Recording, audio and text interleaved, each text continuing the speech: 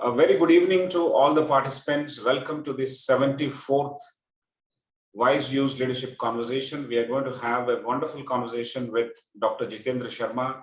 He is a very important person and very busy. He has consented to be part of this leadership conversation. Thank you, sir, and welcome to this WiseViews Leadership Conversations. At the outset, on behalf of everyone and on behalf of Professor Sainath, we would like to thank you for confirming this. And we are all set to learn from you, sir. I'll do a brief introduction and hand it over to you for your presentation. Yeah, this is WiseViews. This is the 74th. Every Friday evening, we have these leadership conversations happening. Today, we are talking about medical technology innovation in India, potential and pitfalls. So the first 25-30 minutes will be a talk by Dr. Jitendra Sharma, followed by Q&A for the next half an hour. So in all, it is supposed to be a 1-hour session. I take privilege in presenting this brief profile of the leader.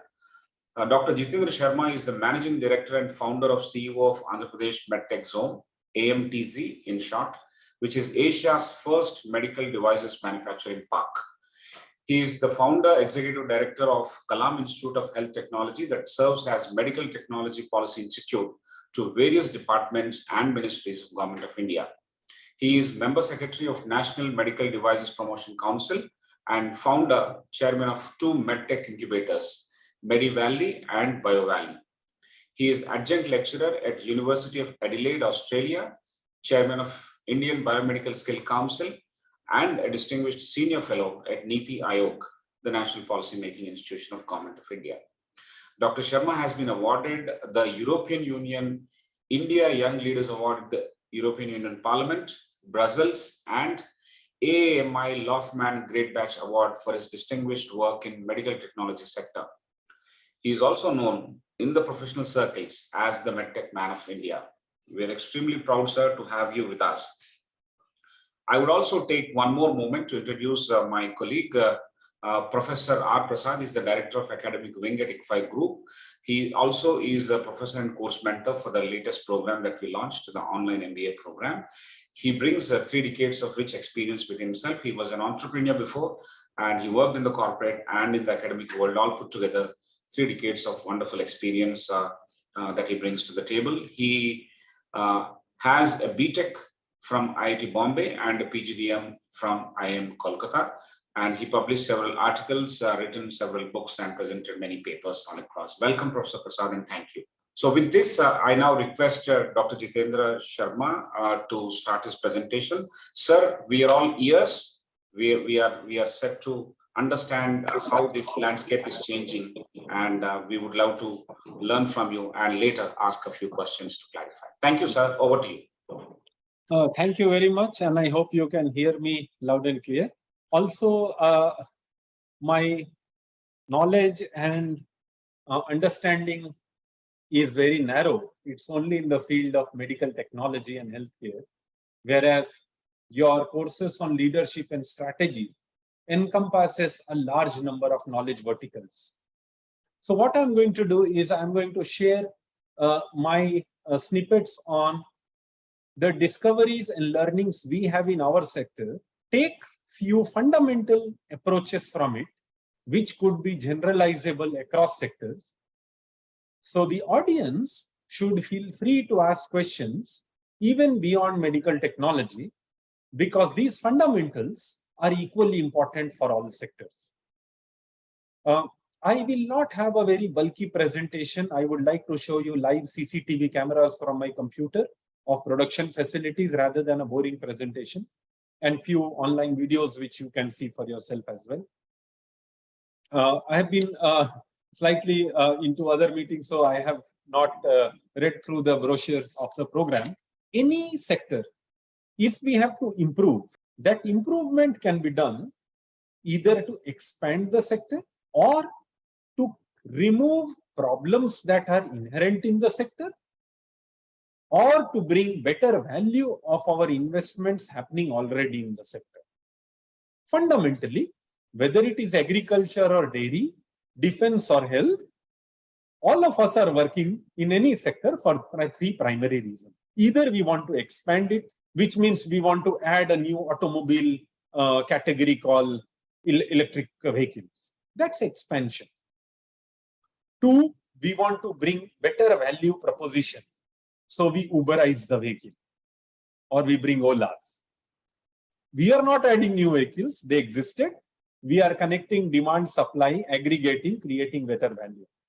Or 3, we are removing inherent problems of the sector like a safer seat belt or less heavy helmet for the bike. Broadly, if you look at any sector, these are 3 fundamental approaches. Let us start from this and look at healthcare. What is healthcare? Healthcare and what are its constituents? Healthcare obviously is an act of giving compassionate, science-driven, good quality intervention to either remove a suffering, whether it's that suffering could be a fracture or an infection, or to save life. Broadly, if we save life or reduce suffering, those interventions would be healthcare interventions if they are science driven.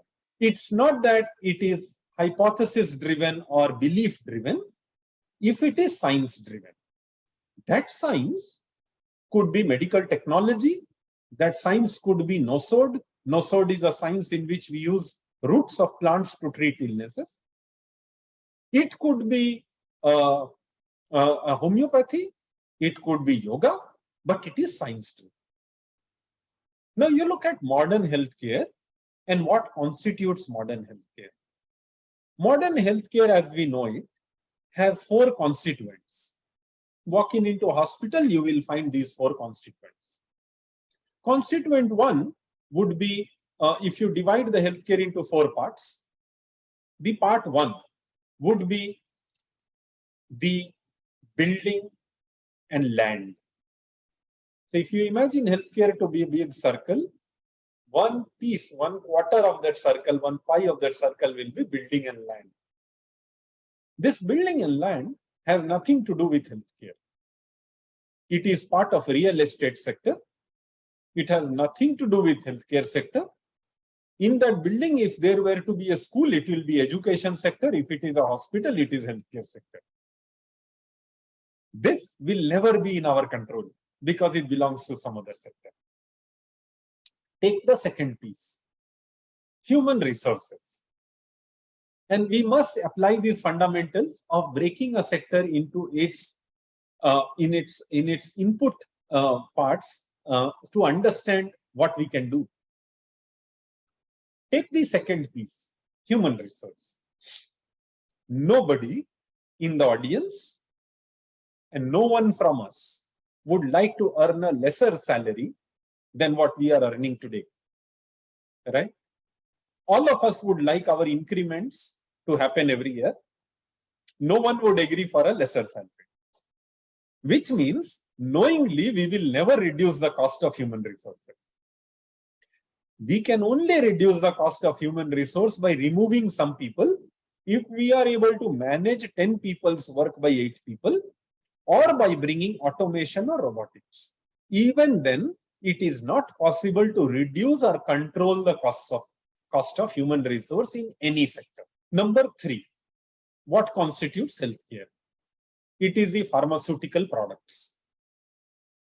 India, thankfully, is a global champion in pharmaceutical products for last 3 decades. 1 out of every 5 medicines consumed globally originates in India, and India controls a huge amount of market, both internally and externally, international market in a big way. Yes, we do have challenges. Some of our active pharmaceutical ingredients, which are used in these drugs, still comes from outside India, but we are getting there. But that's not a point to worry, because globally, India is known for affordable, good quality medicines. The 4th component of healthcare is medical technology. India is 80% import dependent. Our medical technology imports into the country per annum this year, 2021-22, was 63,000 crore. 63,000 crore worth of import per year of medical technology. Our exports is 23,000 crore, but that is largely in low volume, high volume, low cost products like gloves, syringes, and so on. The low volume, high value products, right from ECG machine to oxygen concentrators used in COVID to ventilators and all that, earlier was largely imported. And that is why we developed medical technology through AMTZ. So, medical technology and AMTZ is not an act of arbitrary action. And what I want to tell students, leaders, entrepreneurs viewing this is that while your passion might be in electronics or chemicals or textiles or teaching, to reach that activity, you must do a segment analysis of your sector. If you love animals or you like animal husbandry or dairy farming or whatever you like, it is our responsibility, just like in India, many people check their horoscopes. We must, as professionals, check the horoscope of our sector. Where are we strong as a country and where are we weak as a country? Where our actions can make the country stronger without stepping on other shoes, without duplicating, without unwarrantedly competing. There is enough that can be done in a unique way if we were to do a segment analysis, a horoscopic view of our sector. So we did a horoscopic view of medical technology sector. Thankfully, in 2012, when I set up the first Center for Medical Technology at the National Health System Resource Center in the Ministry of Health, Government of India, and through that center created large number of medical technology programs like the National Dialysis Program, National CT Scan Program, National Teleradiology Program, National Pathology Program, National Mobile Medical Units Program. We were consumers of the sector, and therefore this analysis became clear to us that whatever we are consuming is important. Which means lesson number one that I want to share with the audience is, do the segment analysis of your sector and find out where the problem is. So where the problem is stepping stone, is the first step. The second step is why there is a problem. Where there is a problem is only the GPS location. But why is there a problem? So when you deep dive into any sector, you will realize that there are problems due to many reasons. Medical technology traditionally was imported into India primarily for 4 reasons. Reason number 1 is that medical technology is a very heterogeneous subject. A mask that we wear is a textile product but a medical device. RT-PCR kit is a biologic reagent but a medical device. X-ray machine is a radiation emitting product but a medical device. Spectacles that many of us wear is a polycarbonate product but a medical device. ECG machine is an electronics product but a medical device, and so on and so forth. Which means unlike pharmaceuticals, which is generally chemical based or biosimilar based, medical technology is a very heterogeneous group. To make any product, whether it's a startup or an entrepreneur, to make any product in this group requires high value scientific facilities which were not there in India. You need a femtosecond laser lab, you need an electromagnetic interference lab, you need an electromagnetic compatibility center, you need an accelerated aging center, you need a gamma irradiation plant, you need a 3D printing center, and so on and so forth. That was problem number 1. We solved it by creating AMTZ, and I will show you in a small video what AMTZ is. Problem number 2. And this is again a lesson for all sectors. If I have to make this product must conform to national and international standards. What if standards don't exist? That was the problem with medical technology. The Bureau of Indian Standards in 2014 had less than 100 standards for medical devices, and there are over 6,000 categories of medical devices. 1,500 categories out of those 6,000 categories, making the bulk of medical devices to the extent of 98%. We created an organization called Kalam Institute, which worked with BIS to write standards for 1,480 medical devices out of 1,500 devices in 4 years, making standards available in India for anyone who wants to enter medical technology. That was problem number 2. And this problem will be there in every sector. Problem number 3. What if I were to make this remote control? The spare parts and components required to make this remote control attracts a customs duty of 10%. And to import this finished product, the custom duty is 2%. Who will make? Making will be unviable. Because when we teach in colleges and universities, we teach the science of it, but not the art of doing business in science. Teaching science is different from teaching art of doing business in science. It is arts, commerce, and science put together. And that is society, where arts, science, and commerce thrive together for the sole objective of societal growth, safeguarded by ethics, law, and security. We worked with the government of India to advise on the correction of inverted duty structure.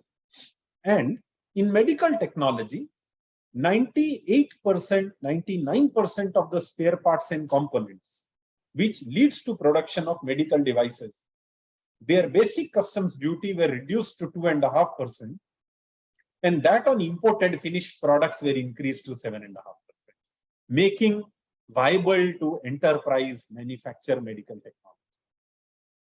And the 4th, what if you were to have a place like AMTZ, where you can make even India's first MRI, which we make here?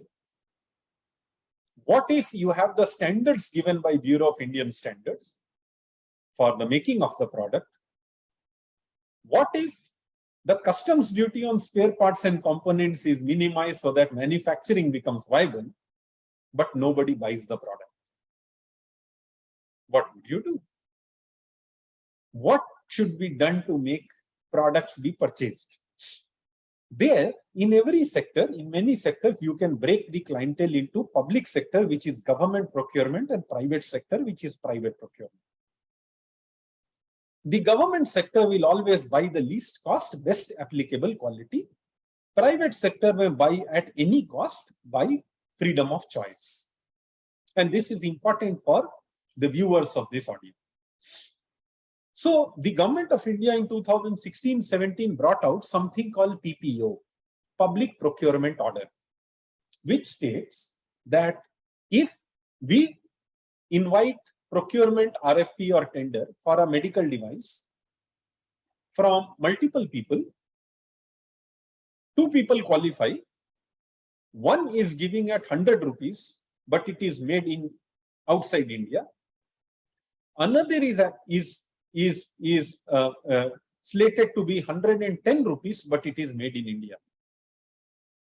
The public procurement order says that the maker in India, so long as a minimum percentage of local value addition is happening in India, who has quoted 110, is ready to match 100 rupees, ensuring that there is no loss to exchequer the procurer. A minimum of 50% of the contract should be procured from the Indian maker who is doing local value addition in India at L1 price. This solved the 4th problem. So if you were to provide right scientific facilities for any sector, if you were to make the standards applicable for products and services of that sector, if you were to create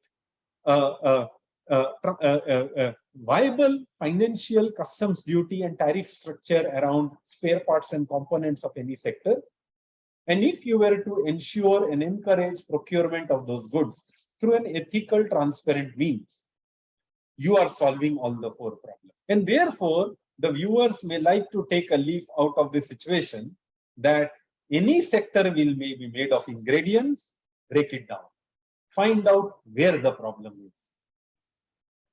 Pick that as your step 1. take where the problem is and find out why there is a problem. That is your step 2. And if you are able to create a bridge between 1 and 2, where the problem is, why the problem is, and put your energies and efforts, there is nothing that can be not done by a group of people who are selfless and driven. Now, what did we do? We did the exact same thing. We matched 1 and 2. While matching, we created something called AMTZ. AMTZ is today world's largest medical technology cluster, the only cluster globally that produces right from a mask to an MRI. India's first MRI, India's first superconducting magnet for MRI, India's first CT scan, India's first cardiac balloon catheter. Everything is being produced at AMTZ. At the peak of COVID, the requirement of RT-PCR kits for COVID in India was 12.5 lakhs per day. RT-PCR COVID test kits, which we started importing from Korea when the lockdown started on the 24th of March. And within a matter of 14 days, which is on 7th of April 2020, AMTZ launched its first kit with 3,000 kits production per day. The requirement was 12.5 lakhs per day. We imported at a huge cost, and we brought in the kit from India at 3,000 kits per day in 14 days. In a matter of 3 months, our production ramped up at AMTZ from 3,000 kits per day to 11 lakh COVID RT-PCR test kits per day out of 12 lakh kits per day that India needed. We produced over 11 to 12 lakhs COVID kits per day, 1,000 concentrators, oxygen concentrators per day, 150 ventilators per day, and we continue to produce MRIs and CT scans and multiple other products in this place called AMTZ. So what I'm going to do is I'm going to share my screen and show you a lovely video. But essentially, this video is the bridge between 1 and 2. Pick a sector of your choice, of your passion, find out where the problem is. 2, find out why the problem is, and do everything it takes to connect 1 and 2. So with that, I am going to share my screen, and please let me know if you can hear the, maybe I'll keep talking, then that would be better. Yeah, you can.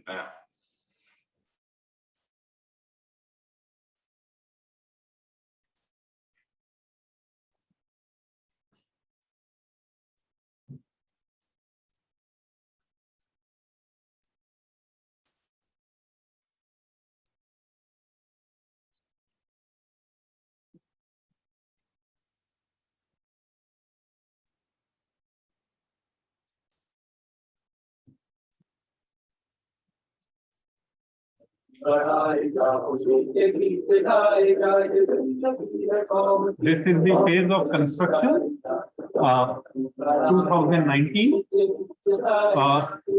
This whole campus was 2018. This whole campus was built in a record time of 342 days. It is world's largest industrial cluster greater than 100 acres ever built in 342 days.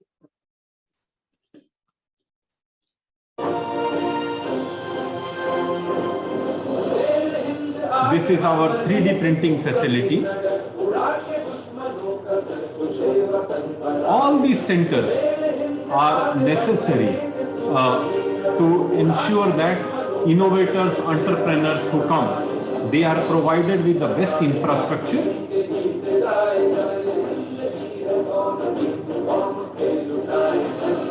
And this infrastructure supports manufacturing of large number of medical devices, right from MRI to textiles, ventilators.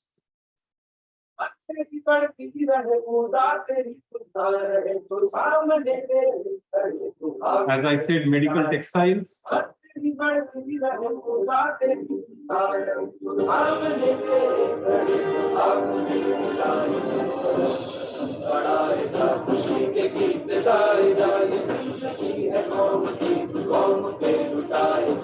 Ventilators.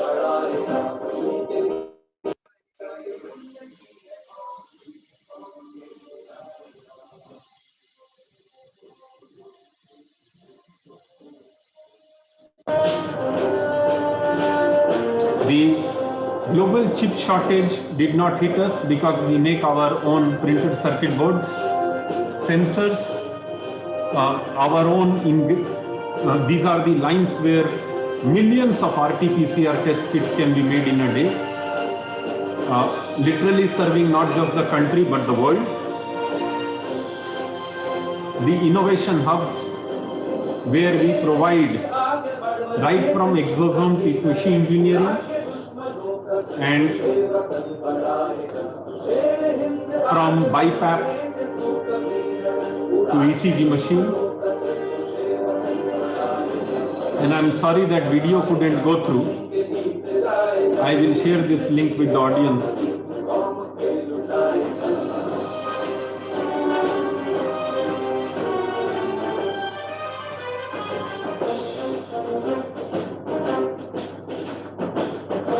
Tissue engineering and organ regeneration, where we can plot cartilages, skin, grafts, artificial limbs, robotic hands, legs, mobile RT-PCR vans, which can go to nook and corner of the country, mobile oxygen plants, COVID container hospitals, 8-bedded ICUs made in 40 by 8 feet containers, shipped right from Taran Tarang in India-Pakistan border till Meghalaya and Mizoram.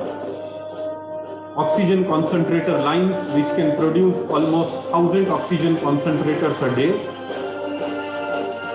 supplied across the country, saving millions of lives. So I'm going to stop here. So essentially, I'm sorry that audio did not go through, but essentially, if you were to connect any sector into its ingredients, find out where the problem is, find out why the problem is in a very logical, systematic, academic manner, and then create a value chain which helps sort out those problems, you would have solved the problem itself. And I think we are simply an example of how a country which was totally import dependent on medical technology is now an exporter. Our products go all over the world, made by Indian engineers, technicians, biomedical technologists, and making India proud by being the only place globally which can make right from a mask to an MRI machine. The Kalam Institute of Health Technology, which is at AMTZ, is world's only WHO collaborating center for health innovations. And this is the only center in the world that can boast itself to be a WHO center for health innovation. So with that, I conclude what I have to share. Over to you, and feel free to ask any questions. Wonderful, sir. This is amazing. I'm quite amused with the simplicity with which you have broken down the whole thing and explained to us in a manner that we would understand so easily. Your template of thinking is very interesting for me. I think you said, what is the ingredient? Look at where is the problem and decipher why the problem is happening, and then create a bridge or our value system which connects this 1 to 2 and then brings people, technology, innovation, and then solves the problems. And I think the result is in front of us. I think you have been with this, AMTZ, as a founder and as someone who has given the backbone to the medical technology space itself here. I think it's amazing to listen directly from you. It is from the horse's mouth that we are hearing. I'm so delighted. And equally, I'm sure that all our participants are also delighted to learn these very nice eagle's eye view of a technique of looking at a problem and actually solving it. It looks very simple, but it requires tremendous depth of academic clarity and execution and zeal, and also pulling the resources from the powers that be to the large number of people who are willing to contribute and the talent and skill, and then making it happen. That's what you've made. Congratulations, sir, and extremely proud that you are with us today. Thank you. And I want to welcome Professor Sainath, who has joined a bit late. Professor Sainath, welcome to you. And you can, at any point of time, interact with Dr. Jitendra Sharma. You can just raise your hand. We'll open the window for you as well. But at this point in time, I would like to remind that we are getting into Q&A session right now. I invite Professor Prasad to start the cluster number 1, and we will go to cluster number 2 after that. Anybody would like to ask any question in cluster number 2, please raise your hands and we will make you talk to Dr. Jitendra Sharma directly, and that window will be opened and facilitated, right? So I'm quite excited as much as you are, and let's embark on this without wasting further time. Over to you, Professor Prasad. Thank you, Professor Rao. Sir, it has been an extremely eye-opening approach. I mean, we have heard about software export zones. Now we're talking about a medical technology zone and how it has been put together. It is news to most of the audience. And I think the way you have come to that and executed what was necessary, the proof of the pudding is there right in front of us. So the first question, sir, is, can you tell us about your journey? What is your mission? There is a mission that can be seen in what is getting done. So can you tell us about it? So the objective is very simple. Objective is global good. There are many ways to do global good. To produce a chapati for 2 rupees is global good. To have a tandoori roti for 200 rupees is global good. To do a free langar in Gurdwara is global good. You choose the measure in which you want to contribute to global good. Now, let me tell you that the most complicated medical device on earth is a linear accelerator used for cancer care radiotherapy. It's of the size of a 2,000 square feet room in a bunker with waves treating cancer. It's an extremely advanced biophysics solution. All the radiotherapy in the world is done using linear accelerator. There are only 2 and linear accelerator comes for about 16 crores. So it's not something very cheap. It is something which is extremely expensive. Now, linear accelerator, which comes for 16 crores or near about that amount, and you all know that cancer must be there in every country of the world. In fact, I have never come across a family tree in which somebody or other has not had cancer. There would be, it's a very global crisis. Different kinds of cancer, root cause is unknown. Non-smokers get lung cancer. Smokers may not get cancer. The pathophysiology is not fully understood. Smoking and alcohol does cause cancer, but there are others also who get it. Then there is leukemia. There are breast cancer, cervical cancers.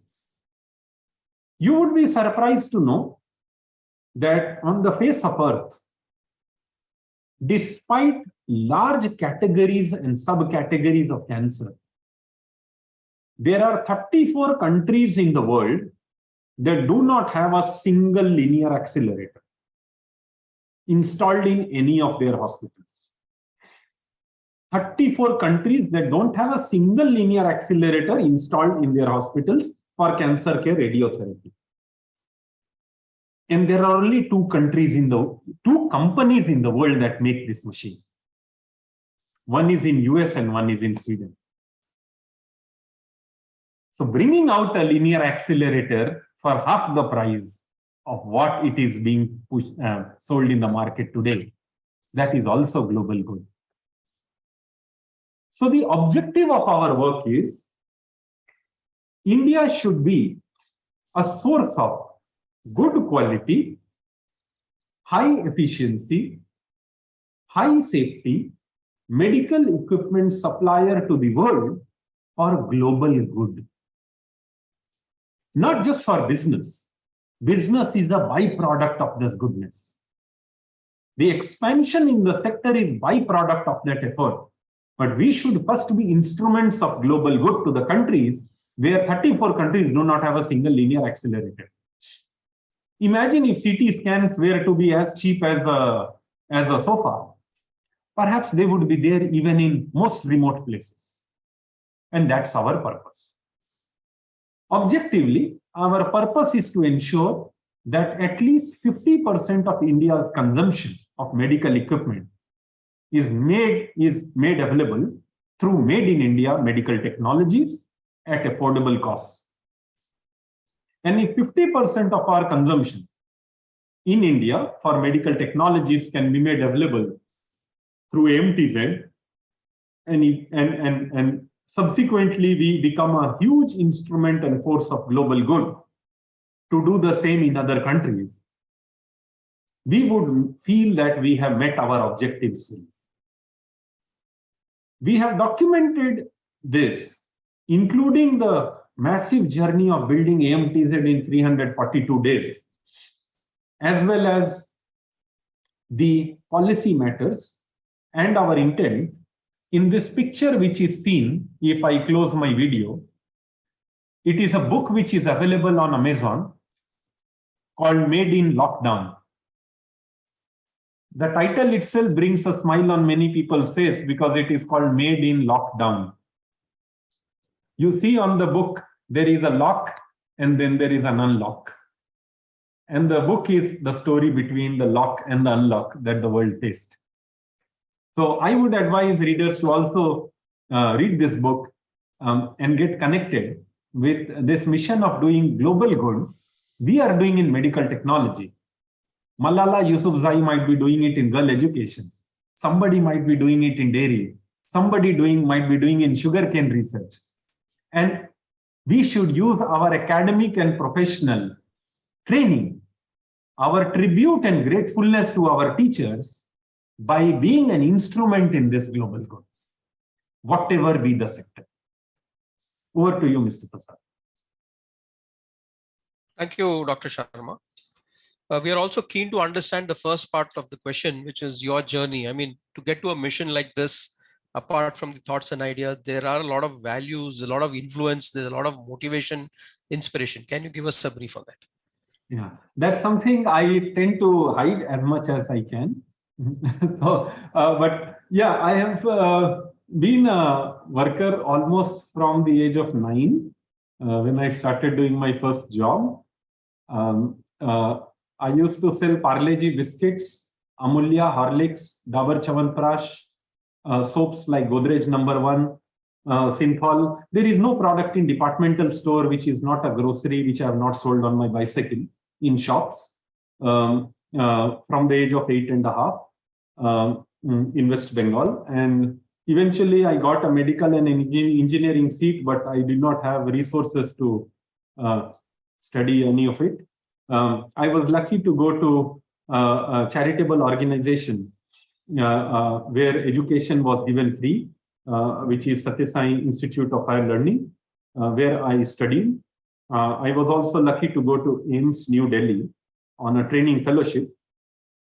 And I'm absolutely lucky to have worked right from a primary healthcare center to the headquarters of World Health Organization in Geneva. And lucky to have studied right from University of Adelaide to Harvard School of Public Health in the US on scholarships. I have 3 academic PhDs, 4 masters and 7 fellowships, all done alongside work. I have never studied full-time, just studying. It is always with work. I am a hospital administrator by training and a medical technologist an health economist by more training and experience. I have seen the health system bottom up, right from a primary healthcare center to a WHO headquarters. I understand to some extent the bottlenecks which are man-made and bottlenecks that are neglected, unidentified. So there are two kinds of problems we face: problems which we have not identified at all, and problems which we have created ourselves. And in healthcare or in any sector, once you distinguish between these two categories of problems, it becomes easy. But the only thing that I would like to say about myself is I am absolutely 200% product of my teachers. I owe everything that I do to my teachers. Excellent, sir. I think we've got a glimpse of the various dimensions from which the values and the rigor and the discipline and the understanding have come together to make what has been done today. In terms of the institution that you're trying to build, what, sir, is the agenda for the next 5 years? What are you looking at? 50% of all medical devices sold in India should be made at AMTZ, made in India, and should be at least at 50% of the cost than what we are buying it today. That 50-50 is our 50 months plan, which is 5 years. So we are working on a 50-50-50 plan. 50% of medical equipment in India to be supplied at 50% of its current costs in next 50 months. I think very clear. What is needed to be done is very clear. So here, let me bring in the other dimension. I mean, a lot of what has happened till date is with respect to foreign technology from abroad.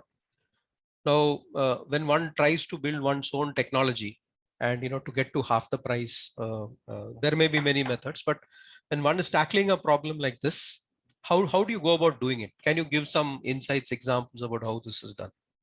So the first step is to ensure that we understand our role clearly. Our role is to build a product or a service. Our goal is to integrate a product or manufacture a product. Because look, automobiles, the spare parts and components come from 2000 automobile suppliers. Generally, a large automobile plant is only an integrator of automobile spare parts into a fully fledged, well-functioning, tested, beautiful, safe vehicle. If an automobile plant starts to build their own sensors or a windshield, that's not the job. A glass panel on the best of the car or the cheapest of the car will come from a glass supplier.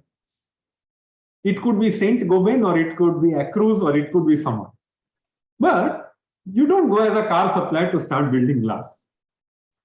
So we take a problem, we take a technology, we understand what should we be doing, what is it that we can rely on affordable sources from other sectors. We do what we do in the best of the places. Medical technology, AMTZ, is considered to be a benchmark. People come here, we help them, we provide them with the spare parts and components for their first 5 prototypes. That's again a problem. You know how to make a dialysis machine, but you cannot afford to buy the spare parts and components required to make one dialysis machine. Imagine if I were to supply those. You will end up making it as an innovator. We do that. First, we realize that startups and entrepreneurs, they lack the financial muscle to even build their first 5 prototypes. They risk their lives and their financial security. So we support them, we test, we tell them what not to do. We tell them where they can rely on others, and we get them to success. Yes, I think the clarity is again very much there. First is in terms of what we should be doing, what we should not be doing. And then to the extent possible, facilitate it for others to do. This is what the role that the zone is carrying out currently. Thank you, sir. The next query is about the phygital dimension of healthcare. A lot of information technology is also coming in. So in terms of phygital healthcare, there's a question about what its pros and cons are and what do you think can happen in a country like India? There are two parts to it. Part one is use of data. Because you make something into digital because it's a repository of a trend. Trend is nothing but a precursor to your strategy. Now, what kind of data is useful? Measuring blood pressure every day is a good data to have. But storing it for 5 years, does it help you? Maybe, maybe not. So in the mad race of digital, we have also become adept to amassing garbage data. We are simply collecting data. Not all data is useful. I measure your temperature 6 times a day for 6 years. What's the use? If I measure your triglycerides or HbA1c, measure the trend of your blood sugar, it's of use. So, in the mad race of data, let us also again see what's useful, what is not. The second, what is useful if we were to create the data bank using digital technologies? What is it used for? And for it to be used, in what format should it be? Now, there are different medical technologies and different medical technologies have different kinds of data. For an example, an X-ray will be an image. An ultrasound will be a video. It requires DICOM compatibility, which is not applicable to X-rays or CT scans. A blood report will be numbers. It will be a report, simple piece of paper on a screen. An ECG will be a trend. The formats of this data should be such that it is harmonizable. You store an ECG trend in your computer, and Dr. Sudhakar ji stores an ECG trend on his computer. The back-end format should allow them to be known to each other. And therefore, in the phygital dimension, let us know that not all data is useful. Let us grab the data which makes sense and not be in the mad race. Two, take it in a formats that's useful and compatible to others. In healthcare, these fundamental principles help us a lot. There is another principle which we are exploring. We are setting up an AR/VR hub. We have given few licenses also to ICFAI for their startups, to ICFAI incubator. Imagine a spinal cord injury patient or a paraplegic patient. Exercise would help them tremendously if done in a guided way. The worst thing about bed-bound patient is to take them to a hospital. The logistics, the car, the vehicle, the auto, the path on which their wheelchair would move, everything is a challenge, plus the risk of infection in the hospital.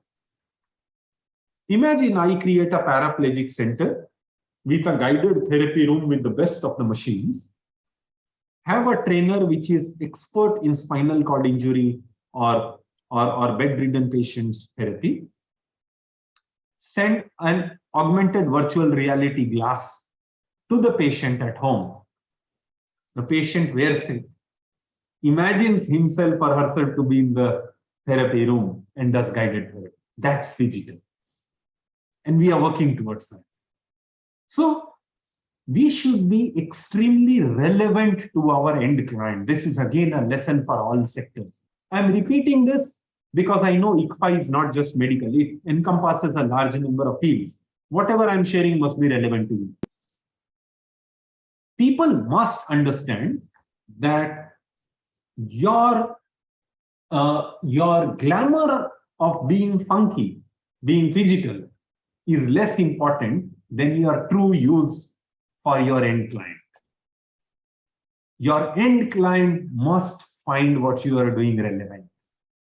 And that is the first approach to choose from the phygital world what is useful, what is necessary, what is desirable, and what is cosmetic. I think again the clarity is coming through extremely clear. The client at the center, and the relevance which is measured in terms of what the client wants, which obviously will differ based on the context, an Indian context which is very different, and then deciding what is to be done, what is not to be done, and defining technological aspects, for instance, format being one of it, in a manner in which it can work through for utility into the future. I think it's coming through very, very clearly, sir. Thank you. Yeah. Maybe we can take also questions later on, because I will need to. Certainly. So I'll end the cluster here and I'll hand it back to Professor. Thank you, sir. Thank you very much. We are quite amazed. Not only did we know earlier that you are contributing in a big way, but the way you have been summarizing and making it simple for us to learn as a true leader that is what is actually making this session a blockbuster session. Everyone is making notes and enjoying the way you are making it very, very clear.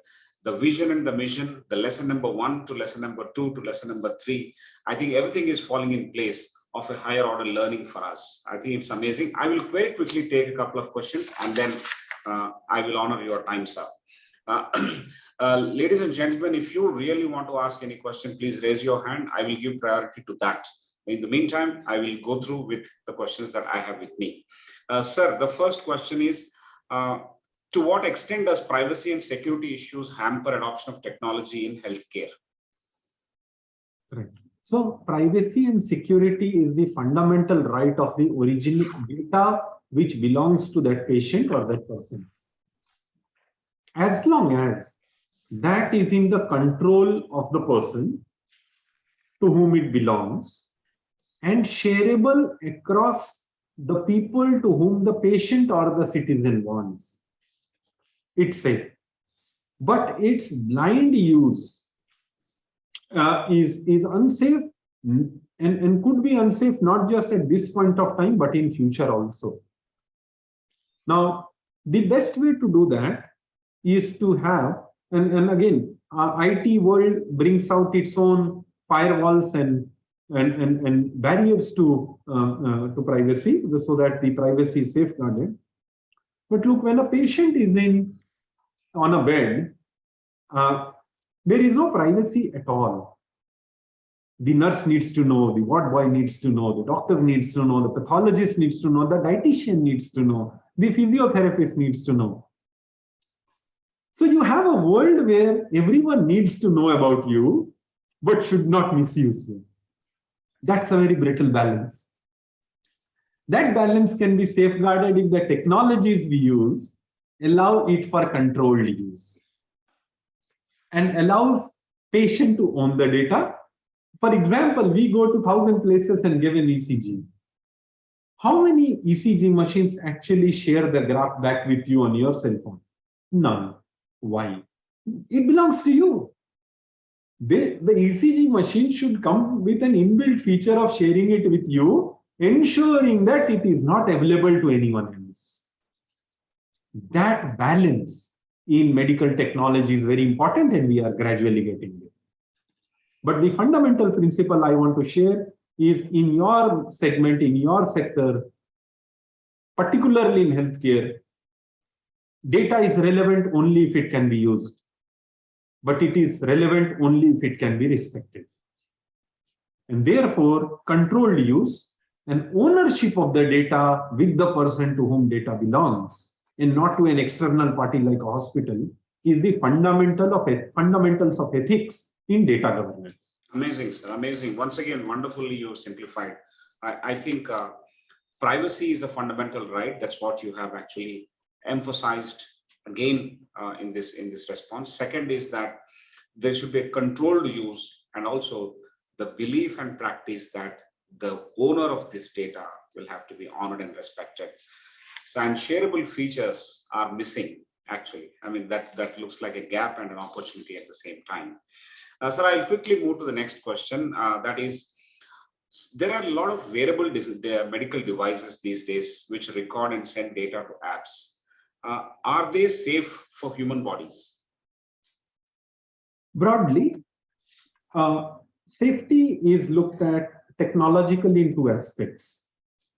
I wear a Fitbit. There are two kinds of unsafe things that we have to look at. One is the safety of the biomaterials or the materials which have been used. That's called biomaterial safety. Second, the safety of electrostatic discharge, electromagnetic interference coming out of the electrical framework within the machine. Now, the biomaterial safety is tested as per ASTM standards globally. And the electronic safety, the surge current, the battery discharge, the leakage, the ingress protection, there are thousands and thousands of tests. We test it in our lab as well, is validated against the IEC standards given by International Electrotechnical Commission. So the short answer to your question is device is safe if its biomaterial safety and EMI, EMC, ESG testing has been taken care as per the standards with permitted thresholds. Great. So the lesson for us is to watch out if those products that we are using are tested and certified by these bodies, both for biomaterials that are used as well as electronical safety or the electrostatic discharges that these devices emit. Wonderful. It's quite eye-opening, actually speaking. This is for use of end consumer, and the answers are directly useful, sir. Thank you so much. There is one question from dental innovation. I believe there is a dentist also in the audience who has asked this question. Dental technology innovation, how is it in present and what is the outlook for future? Briefly. So if you look at dental from two parts, the dental chair, the dental X-ray, the OPG, the dental instrumentation tray, it has not changed for 40 years. Yeah, the chair might be having a better cushion now, unlike old time saloon under the tree dental chair. But there has been no innovation on dental chair. But there have been lot of upgradation on the implants that are used and the nature of those implants. The safety, the longevity, the durability, the weight, all that has been worked upon. So the answer is no and yes. There is a segment of dental work which has seen no innovation. And there is a segment which has seen great innovation. But let us connect it back to society. Imagine an 80-year-old grandfather who need not come to a dental chair to do cleaning or filling. Are we able to provide him a dental chair in a Tata Winger or a Swaraj Mazda vehicle? Can there be an Uber or an Ola of dental chair? Which means we need to connect science to society. So innovation which has not happened for 40 years on dental chair need not happen for next 40 years because a dental chair will be a dental chair. Innovations have happened on implants, they can continue to happen because it impacts the durability, longevity. But what about the innovation that can bring these two to society? We have the responsibility to do that as well. So I think I am leaving some thoughts for the audience. Yes. We will be happy to support them, but then there is a lot that can be done. I'm sure there are a lot of youngsters who would like to reach out to you, and we'll try and facilitate that. If this opportunity can be actually captured and more soul-searching questions and more exploratory questions to move forward are asked, and you're the right person as a health economist out there for all of us, sir. Thank you so much. I'll move to the next question and then quickly keep Dr. Saumen Mukherjee to ask the question, Srikanth, and in the meantime, I'll take one more and then we'll save some time. Do you agree that health sector in private got too much commercial by reducing, by compromising on values or human values? How do you look at this particular statement? So look, a society is made of private sector, public sector, NGO sector, charitable sector, right from missionaries of charity hospital to Ramakrishna Paramahamsa Hospital to Satyasai Hospital to private hospitals like Apollo's and Fortis's and Max Healthcare to All India Institute of Medical Sciences. All of them are part of one society. When we all are part of one society, it can never be that degradation is happening only in one pillar. Because the doctors which go into all this come from common medical schools. The drugs that are sold in these hospitals come from common factories. The machines that go into these hospitals come from a common place like AMTZ, either here or elsewhere in the world. How can ethics get impacted only in one sector, in one segment? It can never be.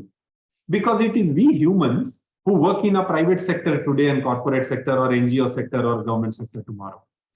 And therefore, more important than challenging private sector or public sector or NGO sector for lack of ethics, we must find out first what is wrong. I'm going back to my presentation. This question is starting on a wrong foot. It is trying to identify where it is wrong. First, find out what is wrong, why it is wrong. Then you find where it is wrong. Because where it is wrong, you might be seeing mud on a tap, but tap is not producing the mud. Mud must be coming from the reservoir or the dam or a canal, passing through the pipeline and coming out of your tap. And therefore, I will request the requisitioner of this question to first quality check this question and find out what is wrong, why it is wrong, and then go to where it is wrong. Amazing. Find out what is wrong, and once you find that out, go for the why, and then probably subsequently we can look at the other part. Amazing. Even if we in a society which is affected by all these people who are ingredients of the same society, it cannot affect only one sector. I think that's the giveaway, that's the takeaway for all of us. Yes, sir. So there must be something which is impacting everyone. What is that? Is it our inability to pay for healthcare of every citizen in the country? Is it poor quality education? Is it low density of seats? What is wrong, right? Because it can never be that the muddy water is coming out of only tap when all the water is coming from the same reservoir called India. Absolutely. Absolutely. Is Saumen Mukherjee ready to ask the question, Srikanth? In the meantime, I'll take one more to save time. Sir, if we can conclude, somebody wants to build a medical device brand in a 2-tier and 3-tier cities in India. How can one go about doing that? Yeah. So if you want to build a brand, this question needs to be qualified by knowing whether that product already exists or it does not exist. If it exists, to build a brand, you need to pass through the certifications, take international equivalents, and do a good marketing. If it does not exist, before building the good brand, you should build the good product. I think in short, that is my answer. Amazing. Thank you very much, sir. So, Dr. Saumen, would you like to ask the question? Sir, he left the room, sir. He left the room. We'll move to Lavanya. Lavanya has a question on AI. Where do we draw a line between AI and technology and doctors? After that, we would like to conclude this because I have a hard stop with something. This is the last question, sir. I'm enjoying this, but I have other things which... I respect that. I respect that. We don't have to wait for Lavanya to come on the line. The question is that where does one draw the line between AI in technology and doctor's decision? So again, that's a very encompassing question. All I would say is, as long as AI is a tool for the doctor to take better decision, it's a tick mark. If AI is a substitute for doctor's decision, it's a cross and a double cross, because that discrimination to treat a patient, if given to AI, can cause havoc. So any technology, not just AI, so long as even robotic surgery, it is the robots who do the surgery, but the robotic control station is in the hands of a trained surgeon. So long as a technology is a tool for the human to treat another human, it's a tick mark. if it is endeavored to be a substitute, it's a cross and a double cross. Should never be done. Amazing, sir. Amazing lesson there again. I think technology or a tool should be used to solve some problems, but ultimately the decision is controlled by the doctor. Doctor's control and doctor's decision cannot be substituted. I think that's an amazing lesson here. Upholding. As simple as a university. You use a laser. Earlier we used to use overhead projector, then came laser. Now we use video conferencing. But have we substituted the teacher? No. No. These are tools for teachers to touch our minds better, for students to recap the lessons better, but they can never substitute a teacher. Amazing, sir. It is coming from a delight of a teacher. You are a delight of a teacher. Although you claim that you are a product of your teachers, there is a fundamental fit here in terms of your humbleness and gratefulness to your teachers. And at the same time, the amazing sense of contribution that you're bringing to the table, and you're inspiring all of us. This is a delight of a teacher or an institution which has built you. That's amazing. The country is actually proud of you, sir. I'm going to take only 1 minute to summarize the big lessons for want of time. In fact, everything is so crystal clear what you have discussed today. There is no need to summarize, but just for those who have joined a little late, for your benefit, I will say that any sector, if you're working, look into the segment very carefully, understand what is the problem, where is the problem, what is actually causing the problem in terms of the inputs and the ingredients. Then you will have to look at resolving that problem by application of resources, both people, non-people, with some kind of strategy kept in place. That's an amazing lesson that we have learned. Whatever you do, the other one is whatever you do, make it extremely relevant to the end users. If it is customer centric, if it is end user centric, then everything will fall in place. The issues of privacy, the issues of ethics, the issues of being commercial and non-commercial, they're all relative. But if it is viewed only from the end user's point of view, I think things will fall in place. And jumping to blame one particular sector at the expense of other is actually unfair. We are all in the same society, same ecosystem, and the root causes can be found better by having benefits for everyone in the ecosystem rather than one single particular sector.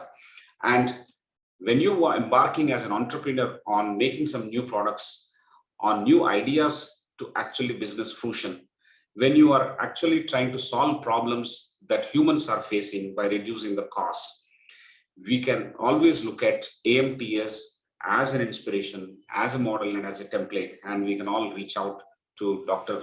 Jitendra Sharma in his amazing journey. He himself said that he is a hospital administrator by training, and subsequently emerged into being a health economist and a medical technologist as well. The clear vision and vision statement that you have explained to us actually talks about the amazing level of clarity that you have in your mind, sir. Therefore, all the responses that you're given and all the things that you're actually doing on the ground are matching. I'm quite delighted about this fact. 50% of the medical technologies that we are using in this country, consumed in this country, should be made in this country. Second, that is the first 50. Second 50 is 50% of the current cost it has to be reduced to. And the third 50 is make it in the next 50 months. I think this 50-50-50 mantra is what stays in my mind very, very strongly that you mentioned. I am today, along with all others, is extremely proud of hosting you, where you have displayed the connect of science to society as a champion and as a leader, your academical brilliance in looking at the issues, your missionary zeal in making something work in 342 days, which is a world record, and your problem-solving acumen. You are a true icon of WiseViews leadership lessons. Extremely thankful to you, sir, on behalf of all of us. I'm privileged to be here, thankful for the opportunity, and I think all the audiences, all the people in the audience that are listening, they must never forget that they are products of their teachers too. And it is just by their effort that they can truly demonstrate the gratefulness that they can exhibit towards their teachers. That's all. Amazing, sir. A true student and a qualified student who has such sense of responsibility is a true nation builder. Thank you very much. We would like to end this week on this, and thanks for your time and expertise. I wish you happy Navratri, good festive times ahead to you and your entire team that is coordinated with us. And I also want to not forget Dr. Sainath for connecting us with you. And it's worth waiting last 5 months to get your time. I really enjoyed interacting with your entire team, sir. Thank you so much once again. Thank you. Jai Hind. So ladies and gentlemen, we'll see you next week on Friday at 4:30 p.m. We are going to be talking about electric vehicles, the mobility, what are the potential that we have and what we should watch out for. Again, we will connect with you on 7th of October. Mr. Uday Narang is going to talk about his amazing leader, and we will present that leader to you at 4:30 p.m. on October 7th. Wishing you happy Dasara. Have a great time. See you next Friday. Bye.